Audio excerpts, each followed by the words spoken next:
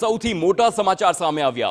અમદાવાદની ઘટના બાદ સીએમ ભૂપેન્દ્ર પટેલ એક્શન મોડમાં આવ્યા અને રાજ્યના ડીજીપી વિકાસ સહાયને આદેશ આપ્યા છે। આ માહિતી સૂત્રો તરફથી મળી છે। ગુનાખોરી અને ગુંડા તત્વો સામે કડકાઈથી પગલાં ભરવા આદેશ પણ આપવામાં આવ્યા છે।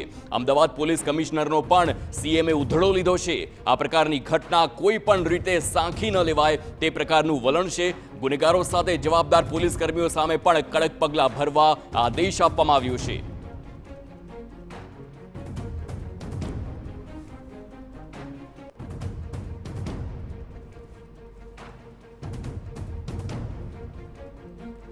તો જે પ્રમાણેની અમદાવાદના વસ્ત્રાલ વિસ્તારમાં ઘટના બની હતી, કેટલાક અસામાજિક તત્વો જાહેર રોડ પર બેફામ બન્યા હતા, હથિયારો લઈને હુમલો કરતા પણ જોવા મળ્યા હતા અને હવે તેવી જ ઘટના વારંવાર બનતી આવતી હોય છે। આ પહેલા પણ વાસણા વિસ્તારમાં પણ આવી ઘટના બની હતી। આ તમામ ઘટનાઓ પર અંકુશ લાવવા માટે હવે સીએમ ખુદ એક્શન મોડમાં આવ્યા।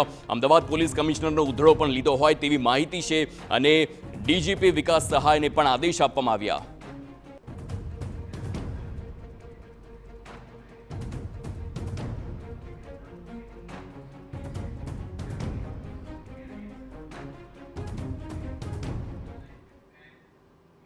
તો અમદાવાદમાં એક બાદ એક આવી ઘટનાઓ સામે આવે છે। અસામાજિક તત્વો આવી જ રીતે હુમલા કરે છે અને આ જ મામલે વાત કરીશું સંવાદદાતા અને પોલિટિકલ એડિટર કિંજલ મિશ્રા સાથે। કિંજલ, એક બાદ એક આવી અનેક ઘટના અમદાવાદમાં બની, અમરાઈવાડીની ઘટના કહો કે પછી વાસણાની ઘટના કહો, આ પ્રકારે અસામાજિક તત્વો છે તે બેફામ બની રહ્યા છે, જાણે કે કોઈ અલગ રાજ્યનો જ આ હિસ્સો હોય તેમ લાગી રહ્યું છે। પરંતુ આખરે સવાલ એ થાય કે અમદાવાદ જેવા શહેરમાં આખરે આવી કેટલી ગેંગ છે અને કઈ કઈ ગેંગ અને તેમના વિરુદ્ધ ક્યારે અને કેવા પગલાં ભરાય?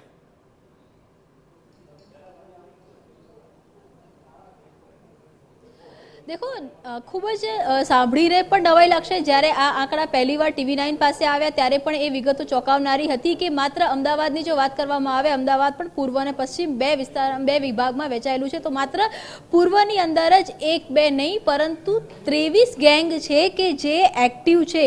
बहु बधा लोकोने लाकड़ा गैंग अने फ्रेक्चर गैंग विशे ज अंदाज छे, परंतु जो वात करवामां आवे तो एना सिवाय कप्तान gang, Sachin gang, Marwari gang, Satya gang अने चौरसिया गैंग, अर्जुन गैंग, कदाच आ गैंगना नाम न लेवा जोईए एवुं अमने पण लागे छे। परंतु जे प्रकारना दृश्यो अमदावादमां सर्जाई रह्या छे, जे प्रकारनी वात अमदावादमां थई रही छे, तो मात्र पूर्व विस्तारनी अंदर 23 जेटली गैंग छे ते एक्टिव छे।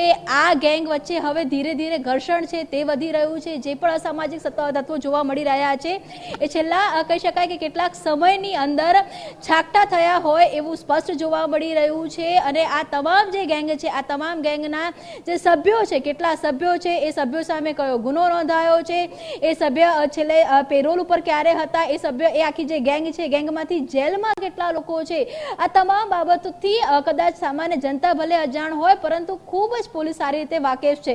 બિશ્નોઈ ગેંગની વાત તમામ પોલીસ અધિકારી કે તમામ પોલીસ કર્મચારી કરતા હોય છે, પરંતુ બિશ્નોઈ ગેંગ કરતા પણ આ જે 23 નાની મોટી ગેંગ છે કે જે અમદાવાદ આસપાસના વિસ્તારની અંદર કોરામ મચાવી રહી છે। एक कही शकाय के शांति है, शांति ने दौड़ी रही है। आ तमाम डेटा जे रीते मुख्य प्रधान द्वारा कही शकाय के एक लाल आंख करवामां आवी, डीजीपी अने एक कड़क शब्द में बात करवामां आवी, सीपी नो उधड़ो लेवामां आव्यो होवाना सूत्रोना द्वारा माहिती मळी रही है। त्यारबाद 100 दिवसनो एक्शन प्लान छे ते बनाववामां आव्यो अने आ 100 दिवसना एक्शन प्लान में 24 कलाकनी अंदर ज अमदावाद पोलीस द्वारा आ लिस्ट पण छे ते तैयार करवामां आव्युं। एनो मतलब ए छे के अमदावाद पोलीसमां ए वातनो ख्याल छे ज के आतंकी तत्वो कोण छे, परंतु क्यांक ने क्यांक राह जोवाती होय छे के तेमना तरफथी कोई एक्शन लेवामां आवशे अथवा तो एमना तरफथी कोई गुनो आचरवामां आवशे, त्यारबाद तेमने डामवाना जे प्रयास छे ते करवामां आवशे। ज्यां बीजी तरफ मुख्यप्रधाननुं स्पष्ट मानवुं छे के एक्शननुं रिएक्शन नहीं परंतु रिजल्टनी जरूरत छे। आ प्रकारना कोईपण जे तत्वो छे